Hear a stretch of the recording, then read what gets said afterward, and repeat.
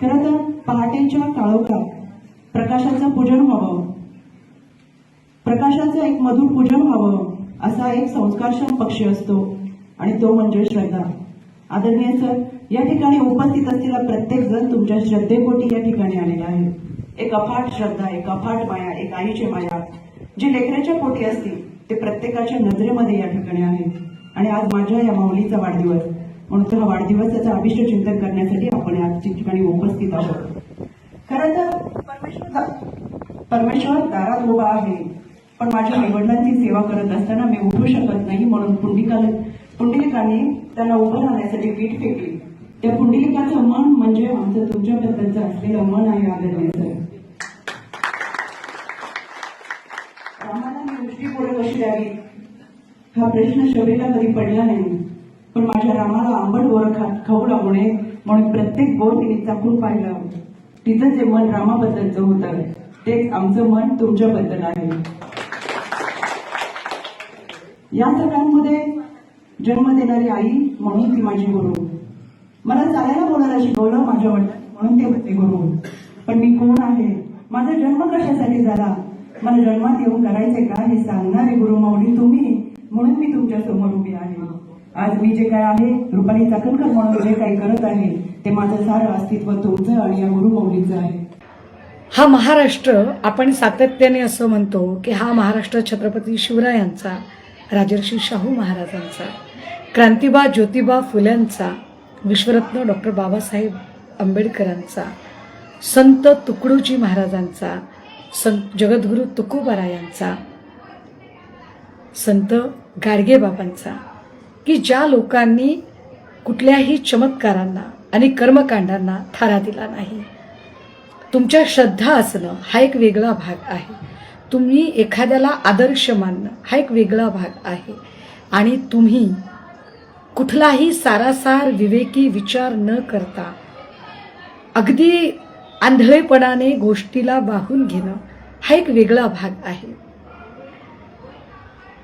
या सगळ्यातूनच जो कियास निर्माण होतो, जो एक गोंधळ निर्माण होतो, त्या गोंधळाच्या स्थितीवर काय उपाय असावे, सातत्याने आपल्याकडे अंधश्रद्धेच्या विरोधात लढण्यासाठी म्हणून, कारण अंधश्रद्धेला बळी पडून कुणी नरबळी दिली, कुणी घरातल्या सुनेचा किंवा घरातल्या लेकरांचा बालकांचा बळी दिला, अशा अनेक घटना घडल्या. कुठला तरी पूल वाढत नाही म्हणून पुलाखाली माणसं घातली, अशा अनेक घटना घडल्या. अर्थात हे सगळे अंधश्रद्धेचे बळी होते. पण अशा अंधश्रद्धा फोफावतात कधी? अशा अंधश्रद्धा वाढण्याचं कारण काय? कारण माणसं एकाचं बघून दुसरा अनुकरण करत जातो. त्यातली त्यात ज्याचं अनुकरण केलं जातंय ती व्यक्ती जर कुठल्या तरी प्रातिनिधिक पदावर असेल तर मग तर ते अनुकरण अगदी आगीच्या वणव्यासारखं फोफावत जातं. आज सकाळपासून जे व्हिडिओज आपल्या समोर आले, आज सकाळपासून ज्या अनेक माहिती आपल्या समोर आली, काही लोकांच्या मोबाईलमध्ये कदाचित ते आक्षेपार्ह व्हिडिओही आलेले असतील. हे सगळं बघितल्यावर आपलं डोकं बधीर व्हायला लागतं आणि आपण विचार करतो की अरे आपण आदर्श कुणाला मानतोय? कारण राज्याच्या प्रमुख पदावर वावरणाऱ्या व्यक्ती जर त्यांचे वर्तन व्यवहार इतके अंधश्रद्धेने बरबटलेले असतील तर काय बोलावं?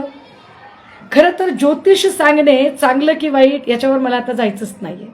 कारण एखाद्याचं भविष्य सांगणे म्हणजे तसं बघितलं तर स्वप्न विकण्याची कला आहे.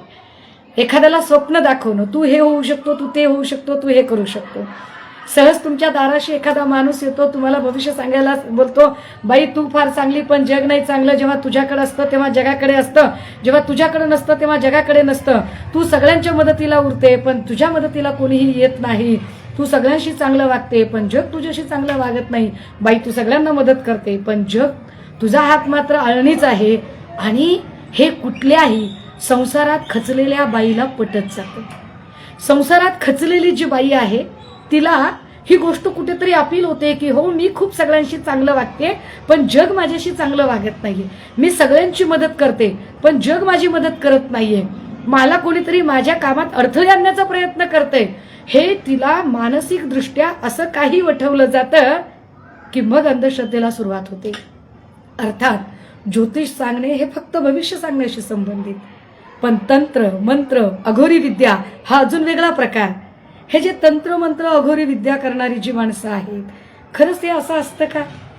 बरं, याला बळी पडणाऱ्या स्त्रिया जर ग्रामीण भागातल्या असतील, खेड्यापाड्यातल्या असतील, तर आपण समजू शकतो की एखादी ग्रामीण भागातली स्त्री या गोष्टीला बळी पडलेली आहे वा, आणि त्या बिचारीला कळत नाहीये.